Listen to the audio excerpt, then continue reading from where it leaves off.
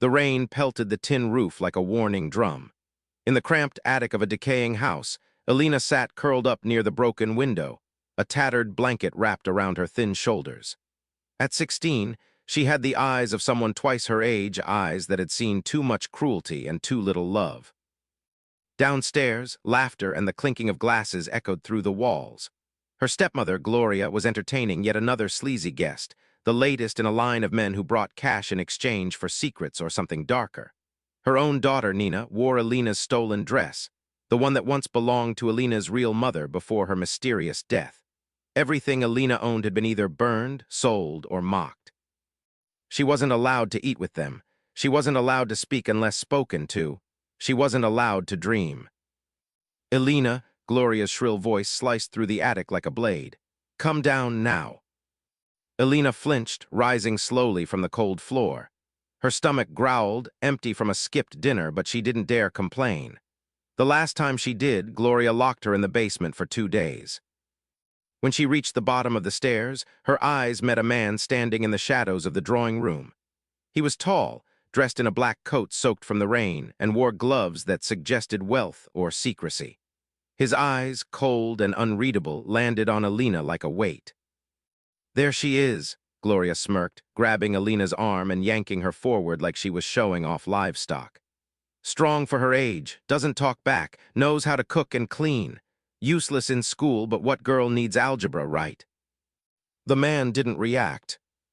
Alina looked at Gloria, confused. What's happening? Shut up, Gloria hissed, then turned to the man. You said you wanted someone quiet. She's been a burden ever since her father croaked. If you're still interested, she's yours. The man reached into his coat and pulled out a wad of bills, a small one. Gloria snatched it like a rat grabbing cheese. Alina's heart dropped. You're selling me? Her voice cracked, trembling. Gloria leaned in with a fake smile. Don't act surprised, sweetheart. You've always been worthless. You should be thanking me. This man's at least got class. The man finally spoke. His voice was low, steady. I don't tolerate abuse. If you lie to me about what she's done, the deal's off. Gloria grinned like she'd won a game. No lies, take her and go. Alina tried to resist, but the man gently took her arm. His grip wasn't cruel, but firm like a parent guiding a child through fire. No, she screamed, looking back. You can't do this to me. I'm not a thing to be sold. But Gloria had already turned away, counting her money. The man led her out into the storm without a word. The car that awaited was a sleek black SUV, nothing like the rundown junkers Gloria's boyfriends drove. The backseat was warm, clean, silent. Alina curled into a corner, wet and shivering. She watched the man from the reflection of the glass divider. He didn't speak, didn't look at her. Minutes passed, then an hour. Finally, she whispered, Where are you taking me? He replied without looking, Somewhere safe. That's what kidnappers say. He paused, You're not kidnapped. You were bought by me. Alina's stomach twisted. Why? He turned to face her, eyes calm but unreadable. Because someone had to. They arrived at a vast estate hidden behind stone walls and iron gates. Alina's mouth fell open. It wasn't a house. It was a mansion, surrounded by trees, guarded by silence. She stepped out of the car cautiously, still expecting chains or cellars. Instead, the man led her through grand wooden doors and into a dimly lit hallway. The air smelled of old books and cedar. A woman in a pressed uniform handed her a towel. This is your home now, the man said. Your name is Alina, correct? She nodded slowly. He gave her a card. It had only one word, Lucian. That's what you call me. No questions tonight. Rest. We'll talk in the morning. Before she could protest, he turned and vanished down a corridor. Her room had a real bed. Not a mattress on the floor, not blankets on wood, a bed with clean sheets, pillows, and warmth. There were books on a shelf, a desk, a window that opened to a garden. Alina didn't sleep that night. Not because she was scared, but because it was the first time she'd ever been treated like a person. And she had no idea why. The morning sunlight spilled through the sheer curtains, soft and golden. Alina blinked awake, unsure for a moment where she was. Then the memories returned, the rain, Gloria's cruelty, the stranger named Lucian, and the mansion. She sat up slowly, half expecting the comfort to vanish like a dream. But the bed was real, the room quiet and untouched by violence. There was a knock on the door. She flinched. A soft voice followed. "Miss Alina, breakfast is ready." She opened the door to find a warm-looking woman in her 50s with a kind face and gray bun. "I'm Marla, the housekeeper," she said. "Mr. Lucian said you're to join him downstairs when you're ready." Alina nodded, still silent. The woman gave her a gentle smile and left. Lucian, who was he? Why would a man with a mansion, staff, and power buy a girl for pennies? What did he want? Alina bathed and dressed in the simple but fresh clothes left out for her, a soft cotton blouse and jeans. No rips, no smell of dust or mildew. She couldn't remember the last time she wore something that didn't belong to someone else. Downstairs, the scent of warm bread and fresh fruit filled the air. Lucian sat at the head of the long dining table, a cup of coffee in hand. His black shirt was crisp, his sleeves rolled up to reveal strong forearms and an expensive watch. He didn't look at her like men usually did. There was no hunger, no condescension. Just calculation. "Sit," he said, motioning to the seat across from him. She obeyed, tense. "Why am I here?" Lucian set his cup down. "Because I needed to be sure you were real." She blinked. "What do you mean?" "I'd been watching your family, Gloria's house, your life. I had a private investigator following her for another reason. Then I saw you." Alina's blood ran cold. "You were spying on us." "On her, but you stood out, the way she treated you, the way you endured it without becoming cruel." Her voice cracked. "Why would that matter to you?" Lucian leaned forward. "Because I know what it's like to be powerless, and I know that kindness in people like us is not weakness, it's strength." "You don't know anything about me." He gave a small, almost invisible smile. "That's what today is for." After breakfast, Lucian gave her a tour of the mansion. Each room told a story: the massive library, the indoor greenhouse, the hall of paintings. "Do you live here alone?" she asked. "Yes, staff come and go, but no family, not anymore." "Did you buy them too?" she asked bitterly. Lucian stopped walking. "No, but they were taken from me in ways I couldn't stop." There was pain in his voice, restrained, buried deep. He led her into the library and handed her a worn leather journal. "From today on, write in this, everything you feel, everything you remember. No one will read it but you." She frowned. "Why?" "Because the past will eat you alive if you let it fester." Days turned into weeks. Alina expected the kindness to fade, to reveal itself as a trick, but it never did. Lucian didn't touch her. He didn't shout. He didn't make demands. He taught her reading, logic puzzles, finance, even self-defense. "You're not a servant," he said. "You're an investment." She narrowed her eyes. "So that's it, I'm still a purchase." Lucian held her gaze. "No, you're a future." She didn't know what to make of that. But part of her, the part still aching from years of being told she was nothing, wanted to believe him. One evening, while exploring the west wing of the house, Alina found a locked room. Unlike the others, this one was cold and untouched. Marla warned her not to ask. "It's not a place for healing," she whispered. But that night, she snuck back and picked the lock. Inside, it was dark, covered furniture, old photographs, and dust-covered toys. A child's room.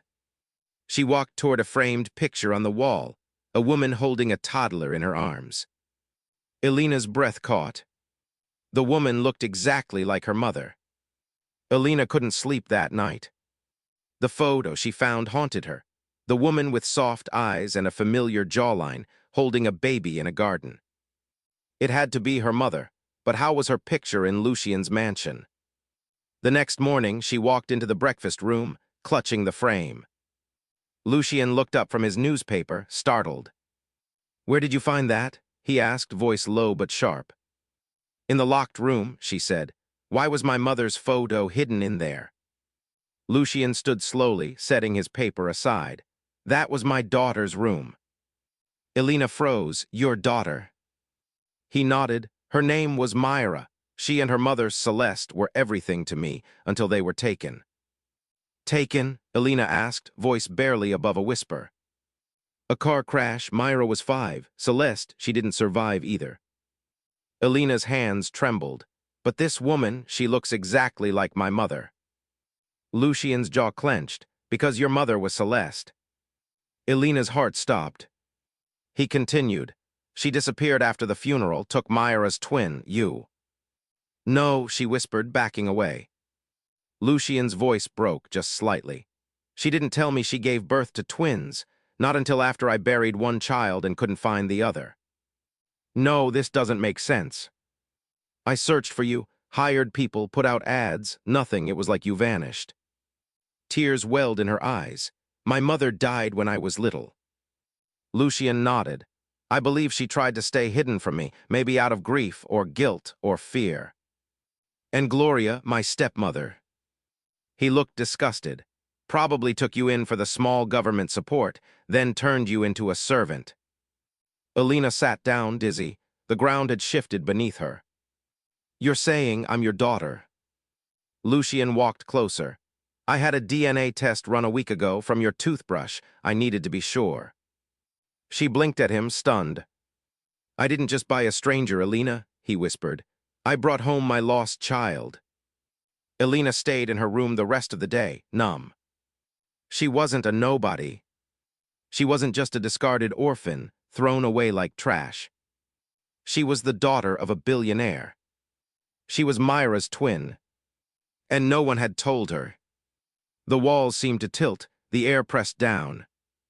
So many things began to make sense, the way she felt familiar in the house, the comfort of Lucian's presence, the ache in his eyes when he looked at her. But there was also pain, deep buried pain. He'd lost one daughter, been lied to about the other. And now here they were, strangers bound by blood and sorrow. That night, Lucian knocked on her door. She opened it slowly, eyes red. I didn't want to tell you like this, he said. I wanted you to see the truth before you heard it. Elena nodded. I believe you. He sat beside her on the bed. You don't have to stay. I can arrange anything, school, a home of your choice. I won't force you to call me father.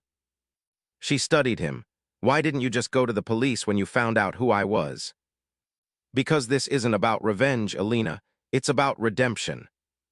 A tear slipped down her cheek. I've never known what it's like to be wanted. Lucian put a hand over hers. You were always wanted. You were just hidden from me. She squeezed his hand. For the first time in years, she felt rooted, like her existence mattered. Like maybe, just maybe, she wasn't cursed after all. The next morning, Elena walked into the main hall, spine straighter than ever. Marla smiled at her. You look different. I am different, she said. I'm Lucian Gray's daughter. She said it aloud. It sounded right. Her voice didn't shake. And for the first time since she was 5, she believed it. Word spread fast. In just a few days, tabloids began hinting at the mysterious girl spotted alongside Lucian Gray. Paparazzi caught photos of her exiting his Bentley, walking beside him into charity galas, and having lunch in the garden of his private estate. Elena didn't care about the cameras, not anymore.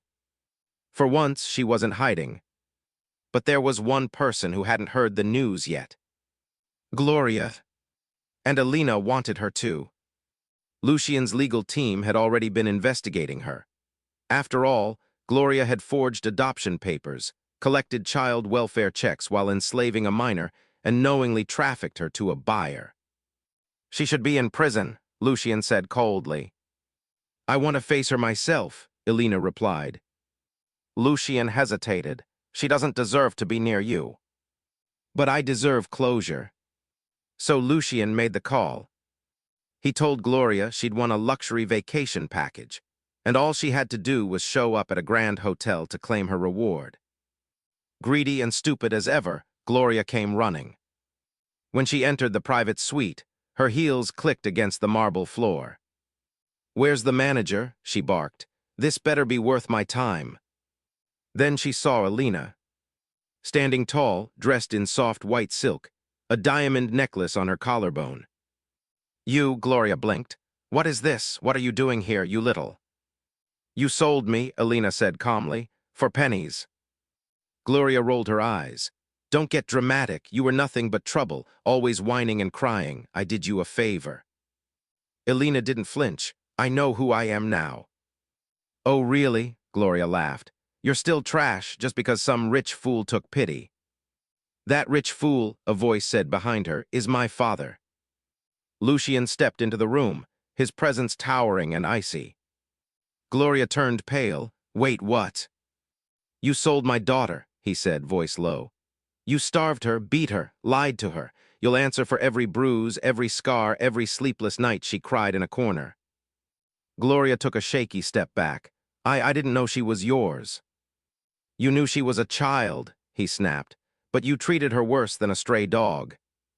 Guards stepped forward. Gloria began to panic. "No, please don't do this, I didn't mean." Lucian handed her a folder. Inside were documents, charges, photos, timelines, and witness reports. "You'll be facing 20 counts of abuse and trafficking," he said coldly. "Enjoy your stay in prison." Gloria screamed, but no one listened. Alina watched as the woman who broke her was dragged out of the suite in cuffs. And for the first time in her life, she felt free. That night, Alina sat on the rooftop balcony, the city lights stretching far below. Lucian joined her with 2 cups of hot chocolate, just like Celeste used to make. "You did well today," he said softly. "I didn't feel angry," she replied, "just relieved." "That's strength." She looked at him. "Do you think my mother would be proud of me?" Lucian smiled sadly. "She would see her fire in you." Alina sipped the cocoa, warmth spreading through her chest. "Thank you," she said. "For what?" "For finding me, for believing in me, for not giving up." Lucian reached over, tucking a lock of hair behind her ear. "You're my daughter," he whispered. "I'll never stop choosing you."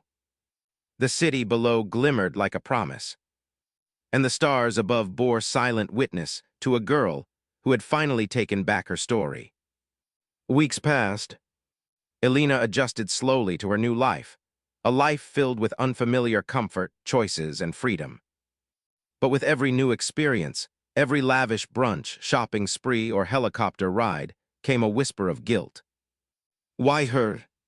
Why did she get this second chance, when thousands of girls like her were still trapped in silence? Lucian noticed her unease. "You're not used to being seen, are you?" he asked one afternoon while they walked through his private gallery. Alina shrugged. "I'm not used to mattering." He stopped. "Alina, you've always mattered. The world just failed you. They failed you, not you." She looked up at him. "I want to help others like me." Lucian's eyes softened. "Then let's build something together." That's how the Celeste Foundation was born, a nonprofit dedicated to rescuing abused orphans, building safe houses, and advocating for justice. Named after Alina's mother, it quickly gained global attention. But with publicity came pressure. Paparazzi now followed Alina everywhere. Critics questioned her sudden rise. A maid turned heiress overnight. Blogs accused her of being a gold digger. Online bullies called her a fraud in designer clothes. One morning, an envelope arrived at the mansion. No return address. Inside, a single photo. A young Alina, black-eyed and bruised, tied to a radiator. Written on the back in ink, "You'll always be trash, no matter who your daddy is." Alina's hands shook, her knees gave way. Lucian caught her before she collapsed.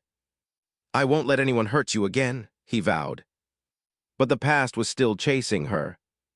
And it wasn't finished. The threats grew. Anonymous letters, shattered windows, doctored photos of Alina in compromising positions. Lucian's legal team investigated, but no solid lead emerged. Until one night, Alina recognized something.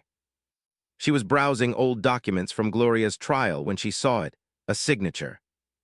The same handwriting that had scrawled the threats. "Charlotte," she whispered. "Gloria's jealous sister." A woman who always resented Lucian for choosing Celeste. A woman who once tried to adopt Elena herself, only to be denied after multiple abuse complaints. Lucian paled when she told him. She's dangerous and smart. Then we expose her, Elena said. Not just for me, for every girl she's hurt. Lucian nodded. We do it your way. The trap was set. They leaked a false rumor. Elena was stepping down from the foundation and moving to Europe.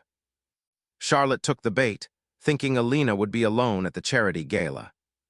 Disguised as a caterer, she slipped in. But this time, Elena wasn't the helpless child she'd once been. She stood in front of the crowd, confident, poised, microphone in hand. I was sold for pennies, she said. Beaten, starved, forgotten, but I survived. Cameras flashed, gasps rippled. Tonight, I dedicate this gala to survivors who still don't have a voice.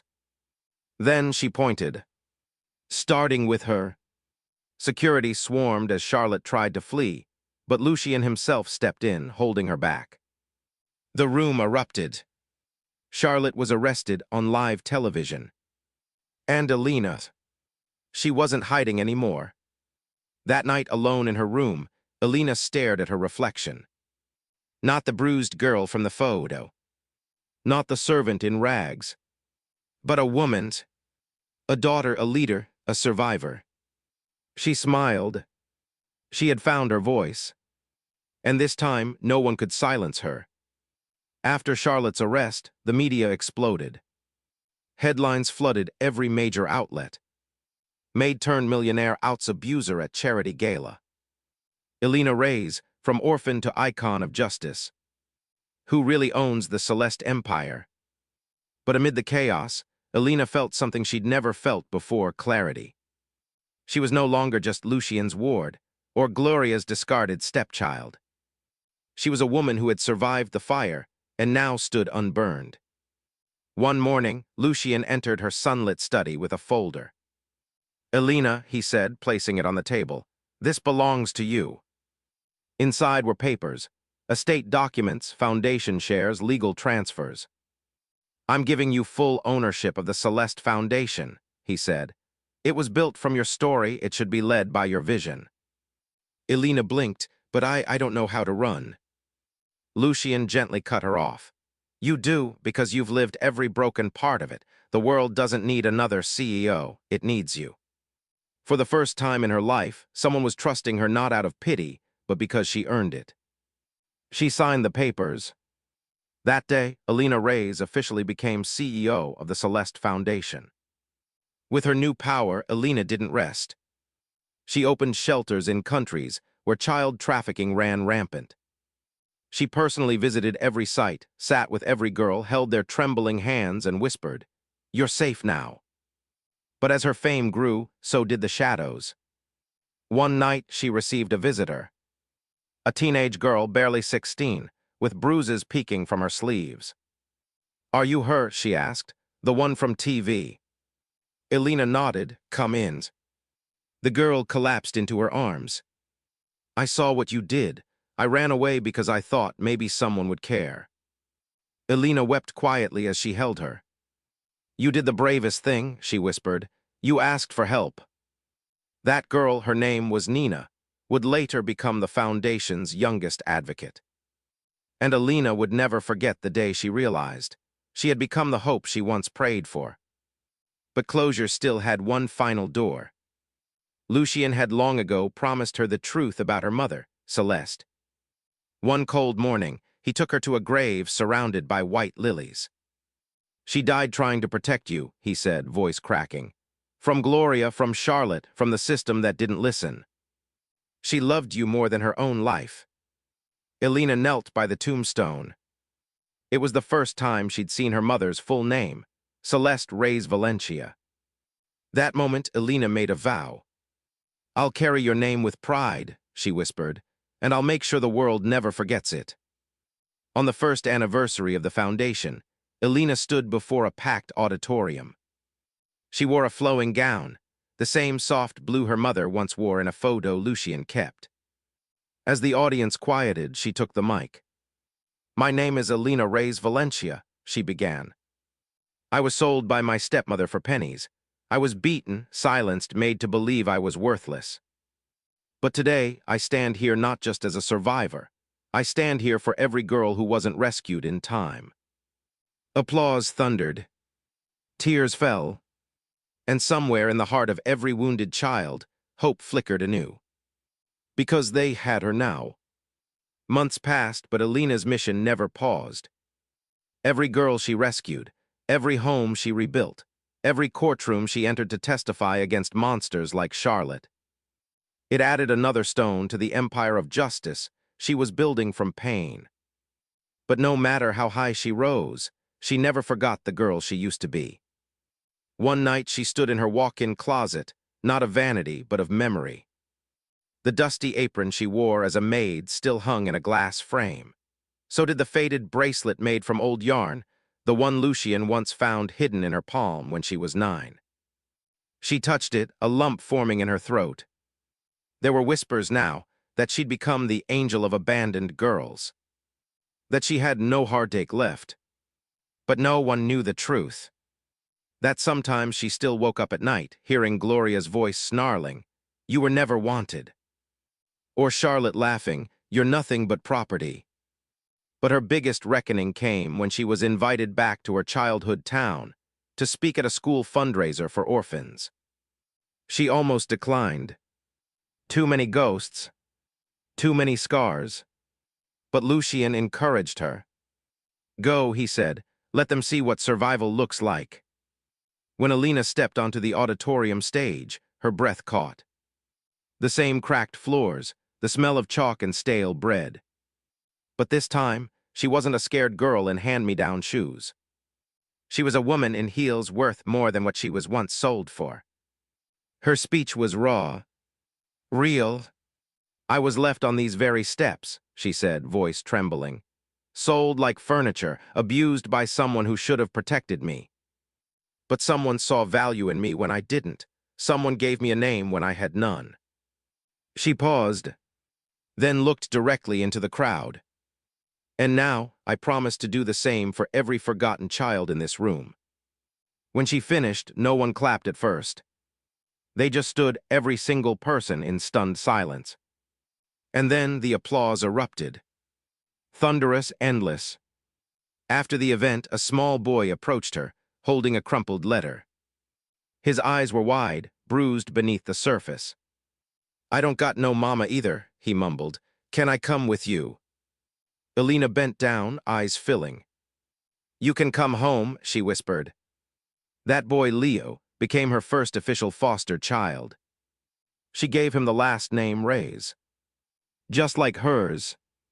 Weeks later, she received news she hadn't expected. Gloria was dying. Liver failure, no family, alone in a government hospital ward. Alina stared at the letter for hours. Was it worth it? To face her? To look into the eyes of the woman who'd called her vermin? She went, and Gloria, skeletal bitter, eyes sunken with regret, flinched when she saw Alina at her bedside. "You look just like your mother," she croaked. Alina didn't flinch. "I know." Silence. And then Gloria whispered.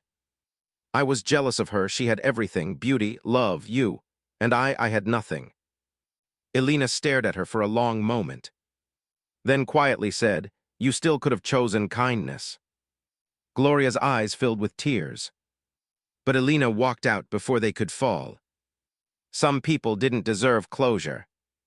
They only deserved to watch the light they tried to extinguish rise like the sun. In the months that followed, Alina adopted 6 children. Each one abandoned, abused, forgotten.